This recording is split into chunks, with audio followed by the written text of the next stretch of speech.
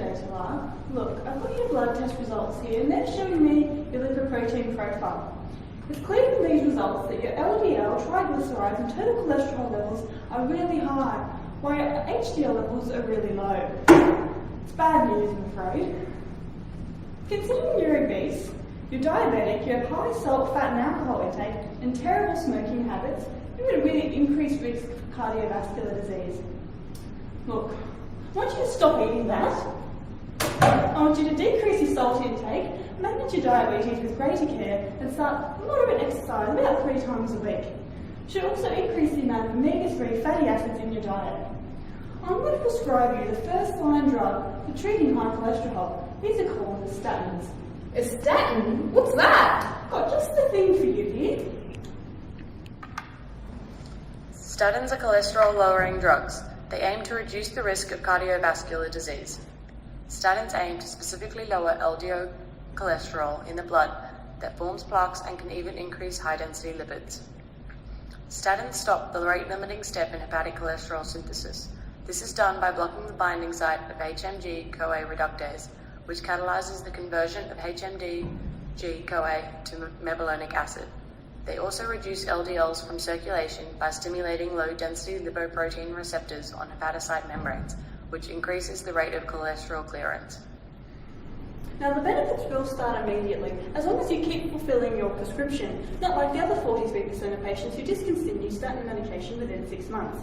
Another advantage of statin medication is the potential for increasing your HDL levels by about 10% and decreasing the triglycerides in your blood.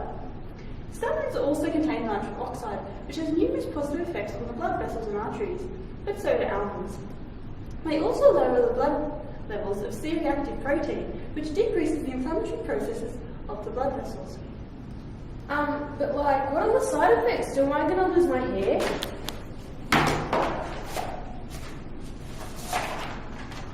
Side effects: digestive problems, rashes, hives and itching, increased blood sugar or type 2 diabetes, muscle toxicity, pain and damage, including rhabdomyolysis and joint pain. This will inhibit your ability to exercise. Liver and kidney problems, insomnia, headaches, depression, memory loss or confusion. If you can remember to let us know that you're experiencing memory loss, that would be great for our statistics. Swelling of the face, throat, tongue, lips, eyes, hands, feet and ankles, or lower legs. Extreme fatigue, unusual bleeding or drowsiness, pain in the upper right part of the abdomen, contraindicated in pregnancy and breastfeeding. Alcohol will increase the risk of many of these side effects. Please note that scientific trials providing the benefits of statins are largely funded and coordinated by the drug companies and are not from long-term independent evidence-based observations. But don't worry, they're not biased. 9% of people completely discontinue statins due to unwanted side effects. I'm going to prescribe them anyway. Here you go. See you soon. Thank you. Welcome to Statin Wars. Have we found the saviour for high cholesterol with statins? Well, in 2010 to 2011, approximately 2.6 million Australians used these drugs. Is this limiting further research in the area? And are we using these drugs too much? Let's take a look. Statin, please. Sure, Thank you. One statin, please. sure. Thank you. All right, 2 for me, please. Thank you very much. Well, they're definitely not overprescribed. Anyway, there are currently 5 statins on the market. These include the synthetic statins, such as rosuvastatin, atorvastatin, and fluvastatin, and also the fermentation-derived natural statins, such as pravastatin and simvastatin. Type 2 synthetic statins are known to form more interactions with HMG-CoA reductase, which is desirable.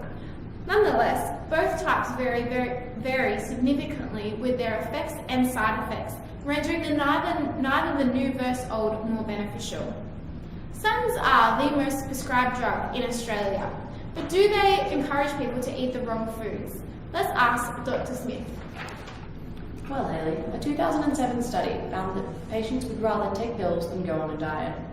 Lifestyle changes should be the first-line treatment, and patients need to understand that statins are not a magic bullet. Could we all benefit from taking statins?